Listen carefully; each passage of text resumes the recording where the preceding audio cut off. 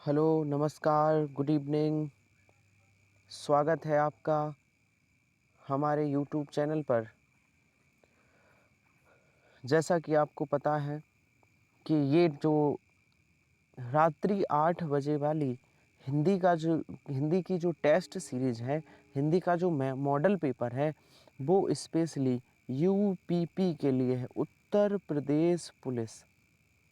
प्रदेश police वालों के लिए है। रात्रि 8 बजे 37 प्रश्न हम लेकर आते हैं, महत्वपूर्ण 37 प्रश्न। आपको पता है पुलिस का नोटिफिकेशन आने वाला है। ये मॉडल पेपर हिंदी का आपके लिए काफ़ी हेल्पफुल होगा, काफ़ी मदद आपकी एग्ज़ाम में करेगा। इसलिए हम लोग पहले से ही अच्छी तैयारी को बनाए रखने के लिए हिंदी का मॉडल पेपर ज़रूर लगाएं। आइए स्टार्ट करते हैं। एक बात ध्यान रखें, हमारा ये मॉडल पेपर, हमारा जो हिंदी का टेस्ट सीरीज़ है, ये रात्रि रोज़ 8 बजे आता है। आप सभी आइए और हमारे यूट्यूब चैनल पर जुड़िए। आइए स्टार्ट करते हैं आज का पहला प्रश्न। पहला प्रश्न क्या कहता है? पहला प्रश्न कहता है, मलबे का मालिक कहानी के कहानीकार कौन है? जो मलबे का मालिक कहानी है, इसके कहानीकार कौन है, इसके लेखक कौन हैं? तो इसके लेखक हैं मोहन राकेश। कवि तथा उनकी रचनाएं, इनसे एक दो प्रश्न जरूर आने हैं, तो आपको रचनाएं याद रखनी है। मलबे का मालिक कहानी के कौन है? मोहन राकेश। आगे चलते हैं अगले प्रश्न पर। हमारा अगला प्रश्न है, निम्नलिखित में से कौन सा कवि भारतेंदु युगी नहीं है? कौन सा कवि भारतेंदु युग का कवि नहीं है? यह कौन सा कवि है जो भारतेंदु युग का कवि नहीं है? जल्दी से जवाब दीजिएगा। कौन सा कवि है जो भारतेंदु युग का कवि नहीं है? तो भारतेंदु युग का कवि कौन सा नहीं है? आंसर सही होगा श्रीधर पाठक। श्रीधर पाठक ये भारतेंदु युग के कवि नहीं है। आगे चलते हैं। हमारा अगला प्रश्न है, पयोधी, सिंधु, वारिस किसके पर्यायवाची शब्द हैं? पयोधी, सिंधु, वारिस किसके पर्यायवाची शब्द हैं? ये पर्यायवाची शब्द किसके हैं? समुद्र के। समुद्र के और भी पर्यायवाची हैं, जैसे रत्नाकर। रत्नाकर पर्यायवाची भी समुद्र का है। जलधि, जलधि ये भी समुद्र का पर्यायवाची है। ध्यान रखिएगा। आगे चलते हैं, अगले प्रश्न पर चलते हैं। हमारा अगला प्रश्न क्या कहता है? हमारा अगला प्रश्न कहता है, वाक्यांश के लिए वाक्य में काम करने वाले को क्या कहते हैं? जो काम करने वाला है उसे क्या कहेंगे? काम करने वाले को, अर्थात जो कार्य करे वो कर्ता कहलाता है, कर्ता। और जो कार्य करने का बोध कराए वो क्या कहलाएगा? क्रिया। अगला प्रश्न बताइएगा, यदि क्रिया का जिस पर प्रभाव पड़े वो क्या कहलाएगा? तो वो कर्म कहलाएगा। लेकिन यहाँ पूछा गया है वाक्य में काम करने वाले को क्या कहते हैं? कर्ता, कर्ता कहते हैं। आगे चलते हैं। हमारा अगला प्रश्न है, 5 से 9 अनुच्छेद दिया गया है। अनुच्छेद जरूर आएगा, एक गद्यांश जरूर आएगा। आपको इस गद्यांश को पढ़ना है, थोड़ा सा बोरिंग होता है, पढ़ना है और इससे संबंधित 5 प्रश्नों के जवाब देने हैं। गद्यांश क्या है? हमारे यहाँ के विद्वान पुनर्जागरण पर ही इतना अधिक ध्यान देते हैं, यदि हम उसे पढ़ें तो अतीत के विषय में जानने की हमारी लालसा और बढ़ जाती है। हमें यह अनुभव कराया गया है कि संपूर्ण भारत रामकृष्ण, स्वामी विवेकानंद, दयानंद जैसे महापुरुषों की मंडली, दयानंद जैसे महापुरुषों की मंडली है। हमें यह भी अनुभव कराया गया कि औरतों की दशा बहुत अच्छी थी और जातीयता को प्राणघात मान लिया गया था। इसके अलावा दूसरी कुछ चीज़ें भी उस दौरान घटित हुई जिसके बारे में हम बात नहीं करते। एक हिंदी भाषी प्रांत में दयानंद को जूतों की माला से स्वागत किया गया था। दयानंद सरस्वती को हिंदी भाषी प्रांत में जूतों की माला से। जब आर्य समाज और ब्रह्म समाज मौजूद था, उसी समय सनातन धर्म सभा और भारत धर्म सभा भी स्थापित हुआ। दयानंद शास्त्रार्थ में हरा दिए गए थे दयानंद सरस्वती। और जूतों की माला किस पे पड़ी थी? भाषाई प्रांत पे दयानंद सरस्वती, और यही शास्त्रार्थ में हरा दिए गए थे। कट्टरपंथी और रूढ़वादी लोगों ने नए विचारों का विरोध किया। बाद में ब्रह्म समाज में अत्यधिक पुरातन पंथी हो गए। ब्रह्म समाज में पुरातन पंथी हो गए। राजा राम मोहन राय के बारे में कहा जाता है कि वे मृत्युशैया पर थे तो उन्हें भागीरथी के तट पर लाया गया। उनके चारों तरफ खड़े लोगों ने उनसे पूछा कि वे लोग उनके लिए क्या कर सकते हैं। तो उन्होंने अपने पूरे शरीर पर राधा कृष्ण लिखने को कहा। जिन लोगों ने धार्मिक सुधार के लिए विद्रोह किया वे अत्यधिक पुरातनपंथी निकले। आंदोलन के अंतिम दिनों में ब्रह्म समाज के अनुयायी हठ धर्मी हो गए थे। बाद में बहुत सारे ब्रह्म समाजी कम्युनिस्ट और मार्क्सवादी हो गए थे। आइए क्वेश्चन पर चलते हैं। प्रश्न है गद्दान से संबंधित है। अतीत के विषय में जानने की लालसा कब और बढ़ जाती है? तो कब बढ़ जाती है, इसके दो विकल्प आगे हैं। कब और बढ़ जाती है? तो तब बढ़ जाती है जब, इस प्रश्न का सही जवाब होगा भारतीय विद्वानों के पुनर्जागरण संबंधी विचारों को पढ़कर। भारतीय विद्वानों के पुनर्जागरण संबंधी विचारों को पढ़कर अतीत के विषय में हमें जानने की लालसा बढ़ जाती है। आगे बढ़ते हैं। जूतों की माला से किसका स्वागत किया गया था? अभी अभी गद्दांश में बताया था। जूतों की माला से किसका? दयानंद सरस्वती का। गद्दांश के अनुसार किसका? दयानंद सरस्वती का। आइए अगले प्रश्न पर चलते हैं। बाद में कौन सी संस्था अत्यधिक पुरातनी हो गई थी? कौन सी संस्था थी जो अत्यधिक पुरातनी हो गई थी? कौन सी थी? ब्रह्म समाज। ब्रह्म समाज बाद में अत्यधिक पुरातनी हो गया था। आगे बढ़ते हैं। गद्दांश का अगला प्रश्न है, ब्रह्म समाज के संदर्भ में असत्य कथन कौन सा है? तो कौन सा असत्य कथन है? बाद में बहुत सारे ब्रह्म समाजी मार्क्सवादी हो गए थे, ये तो सत्य है। ब्रह्म समाज की स्थापना दयानंद सरस्वती ने की? नहीं, ये गलत है। ब्रह्म समाज की स्थापना राजा राम मोहन राय ने की, यही गलत है। बाकी सब सही है। तो इस प्रश्न का सही जवाब होगा ब्रह्म समाज की स्थापना दयानंद सरस्वती ने की थी, यही सही जवाब होगा। क्योंकि इन्होंने नहीं की थी, राजा राम मोहन राय ने की थी। क्योंकि यहाँ पे गलत बताना है। आगे बढ़ते हैं। हमारा अगला और आखिरी प्रश्न है जो गद्दान से संबंधित है। निम्न में कौन सा विद्वान शास्त्रार्थ में हरा दिया गया था? तो कौन सा विद्वान हारा था शास्त्रार्थ में? अभी अभी पढ़ के आए हैं, दयानंद सरस्वती, ये शास्त्रार्थ में हरा दिए गए थे। आगे चलते हैं। हमारा अगला प्रश्न है बताइए। अब गद्दांश के प्रश्न समाप्त हो गए हैं। गद्दांश के प्रश्न वहीं तक थे, प्रश्न संख्या 9 तक। वधु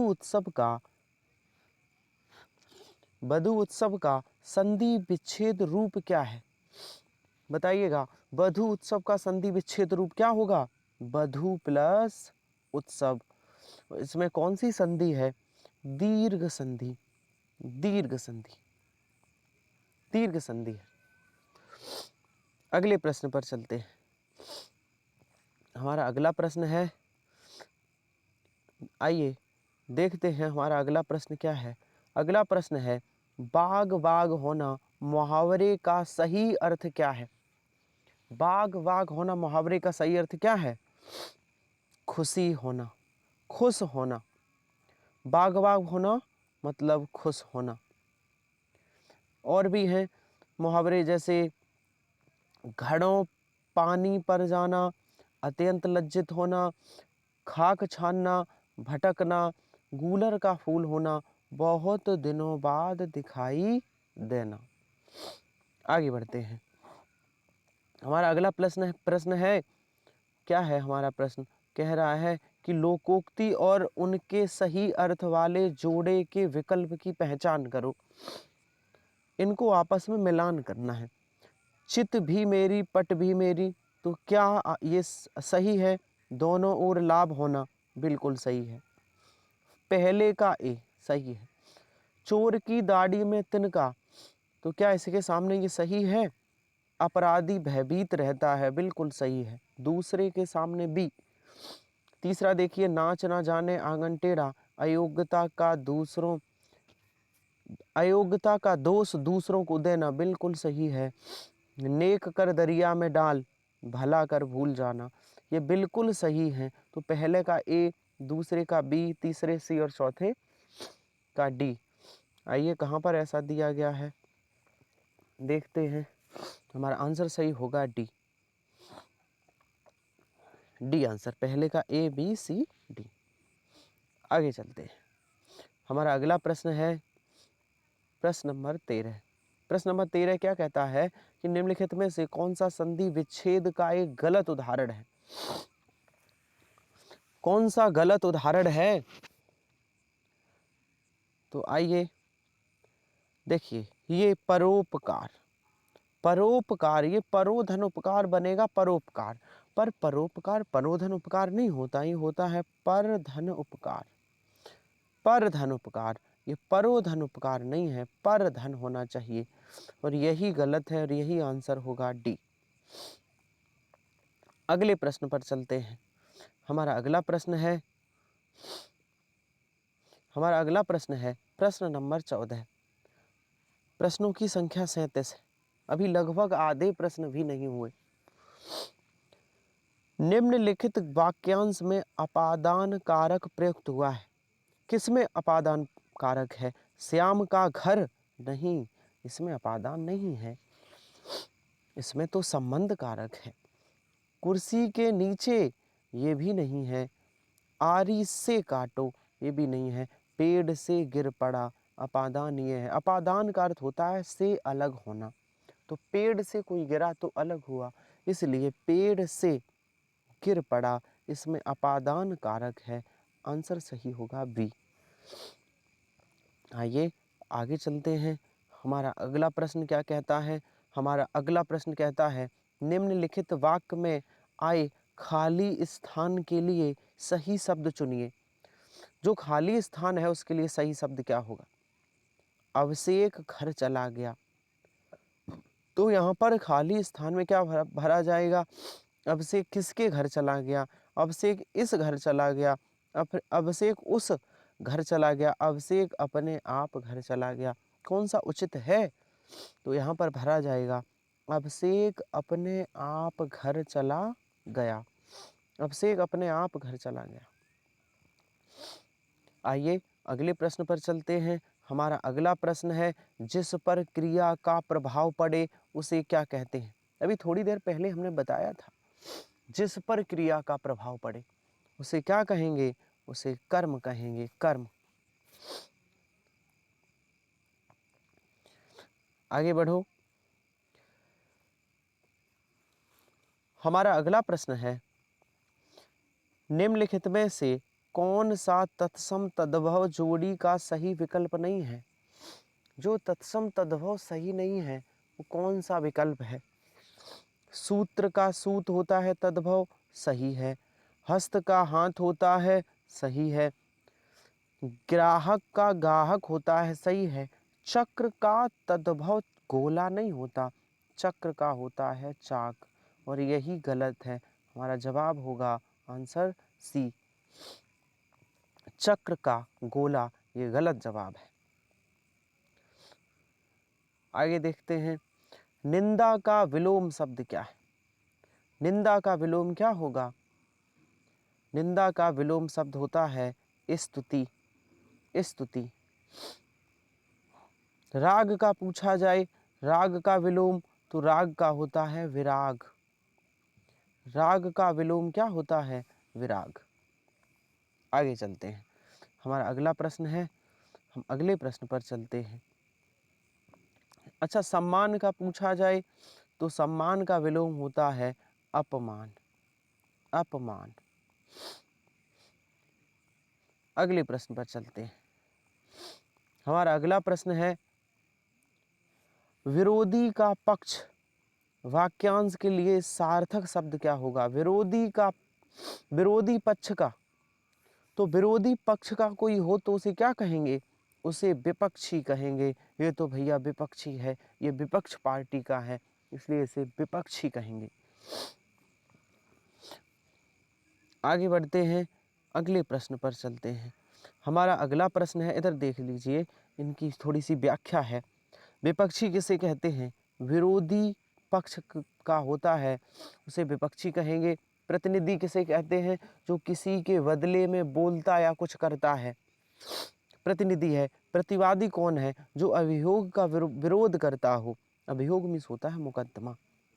पक्षपाती कौन है? जो किसी का पक्ष ले, वह पक्षपाती है। आगे बढ़ते हैं, प्रश्न नंबर 20, इनमें से जो पहले कभी ना हुआ हो को व्यक्त करने वाला शब्द कौन सा है? जो पहले कभी ना हुआ हो उसे क्या कहेंगे? उसे अभूतपूर्व कहते हैं। जो पहले कभी ना हुआ हो अभूतपूर्व, जो पहले हुआ हो, जो पहले हुआ हो भूतपूर्व, दूसरे के समान ना हो, जो बिल्कुल अलग हो, जो किसी के समान ना हो, जो किसी के जैसा ना हो, उसे अद्वितीय कहते हैं। आगे चलते हैं अगले प्रश्न पर। हमारा अगला प्रश्न है, हमारा अगला प्रश्न क्या कहता है? किस वर्ष साहित्य अकादमी पुरस्कार नहीं दिए गए थे? कौन से वर्ष नहीं दिए गए थे? 1962 में साहित्य अकादमी पुरस्कार नहीं दिए गए थे, क्योंकि 1962 में चीन का युद्ध हुआ था। इस कारण बाधा उत्पन्न हुई और साहित्य अकादमी पुरस्कार नहीं बांटे गए। आगे चलते हैं, हमारा अगला प्रश्न है प्रश्न नंबर 22। प्रश्न नंबर 22 क्या कहता है? निम्न उपन्यासों में कौन सा मृदुला गर्ग द्वारा रचित नहीं है? मृदुला गर्ग द्वारा रचित नहीं है, कौन सा नहीं है? उसके हिस्से की धूप, ये भी है। चितकोबरा, ये भी है। मैं और मैं, ये भी है। रुकेगा, रुकेगी नहीं राधिका, ये मृदुला गर्ग का नहीं है। रुकेगी नहीं राधिका, ये मृदुला गर्ग की नहीं है। आगे बढ़ते हैं, हमारा अगला प्रश्न है प्रश्न नंबर 23। निम्नलिखित में से सही वाक्य की पहचान कीजिए। सही वाक्य कौन सा है? वह क्या जाने कि मैं कैसे जी रहा हूँ, वह कैसे जाने कि मैं क्या जी रहा हूँ, ये गलत है। वह क्या जाने कि मैं कैसे जी रहा हूँ, वह क्या जाने कि मैं कैसे, वह क्या जाने कि मैं कैसे जी रहा हूँ, ये भी ठीक लग रहा है।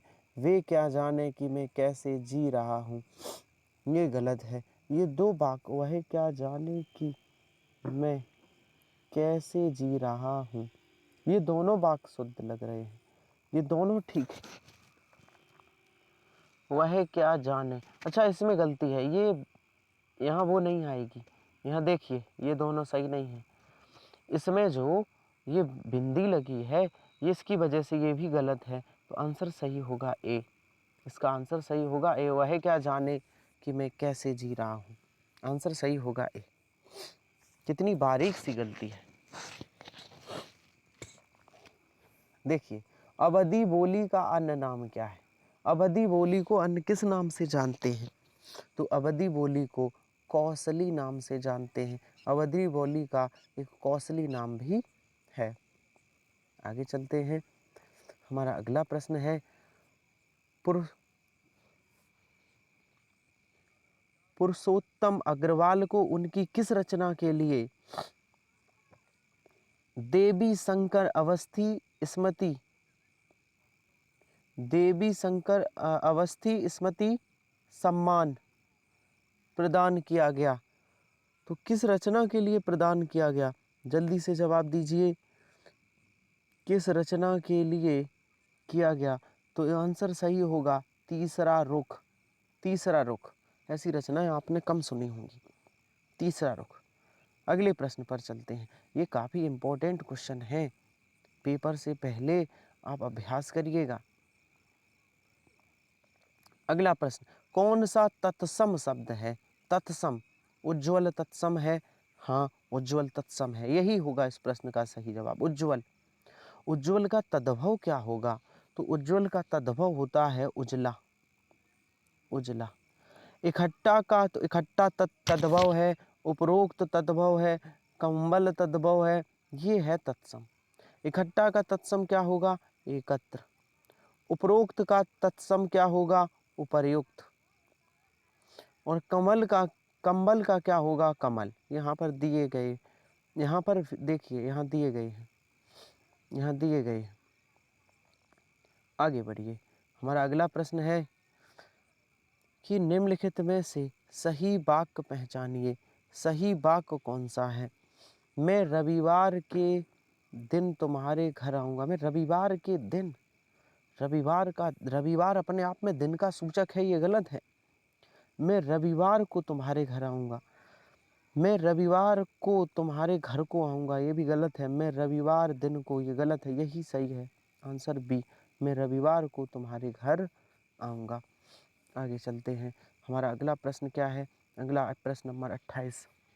भारतीय संविधान में 22 भाषाओं को आधिकारिक भाषा का दर्जा दिया गया, जिनमें यह भाषा शामिल नहीं है। भारतीय संविधान में की 8वीं अनुसूची में 22 भाषाएं हैं। 22 भाषाओं में कौन सी एक भाषा नहीं है? भोजपुरी। भोजपुरी 22 भाषाओं में से एक भाषा नहीं है, भोजपुरी। आगे बढ़ते हैं। हमारा अगला प्रश्न है, सन 2019 में व्यास सम्मान किसे प्रदान किया गया था? सन 2019 में नासरा शर्मा को। नासरा शर्मा को। अगले प्रश्न पर चलते हैं। निम्नलिखित में तद्भव शब्द कौन सा है? तद्भव, तद्भव शब्द। विकार, ये तत्सम शब्द है। दंड, तत्सम शब्द है। कोकिला, तत्सम शब्द है। नींद, ये तद्भव शब्द है। इसका होगा निद्रा। नींद का तत्सम होता है निद्रा। अगले प्रश्न पर चलते हैं। निम्नलिखित में से असुर का पर्यायवाची शब्द नहीं है। असुर का निश्चर है, धनुज है, राक्षस। महाकाय नहीं है। महाकाय किसका है? विशाल का। महाकाय किसका है? विशाल का। आगे चलते हैं। हमारा अगला प्रश्न है, निम्नलिखित में से कौन सा विकल्प शब्द और उनके विलोम शब्द सही नहीं है? राग का विराग सही है, बिल्कुल सही है। व्यष्टि का समष्टि बिल्कुल सही है। उत्तम का अधम बिल्कुल सही है। बच्चा का जवान, ये गलत है, यही सही नहीं है। बच्चा का विलोम बूढ़ा होगा, यही आंसर सही है। बच्चा का जवान नहीं, बच्चा का बूढ़ा होता है। आगे चलिए। सुधि, मनीषी, बुद्धि किसके पर्यायवाची शब्द हैं? सुधि, मनीषी और बुद्ध, ये किसके पर्यायवाची हैं? ये पंडित के पर्यायवाची हैं, पंडित। आइए आगे चलते हैं। हमारा अगला प्रश्न है, हमारा अगला प्रश्न है प्रश्न नंबर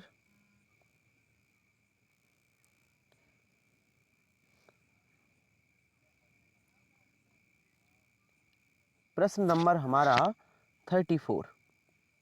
प्रश्न नंबर 34 क्या कहता है? प्रश्न नंबर 34 कहता है, निम्नलिखित में से किस साहित्यकार को प्रेमचंद की कहानियों का कालक्रम अनुसार अध्ययन के लिए व्यास सम्मान मिला। प्रेमचंद की कहानियों को क्रम से लगा दिया था। किसने लगाया था? जिसके लिए उसे व्यास सम्मान मिला। कमल किशोर गोयनका ने, कमल किशोर ने। आगे चलते हैं। हमारा अगला प्रश्न है, प्रश्नों की संख्या 37 है। अभी 3 प्रश्न और हैं, 3 प्रश्न और बचे हुए हैं। प्रश्न नंबर 35। प्रश्न नंबर 35 क्या कहता है कि मार्तंड, अर्क और अंशुमाल किसके पर्यायवाची हैं? ये किसके पर्यायवाची हैं? मार्तंड, अर्क, अंशुमाल ये सूर्य के पर्यायवाची हैं, सूर्य के। अगले प्रश्न पर चलते हैं। हमारा अगला प्रश्न है कि निम्नलिखित में आए खाली स्थान सही शब्द होगा। गिलास खाली स्थान तोड़ा, तो यहाँ क्या भरा जाएगा? गिलास किसने तोड़ा? गिलास किसने तोड़ा?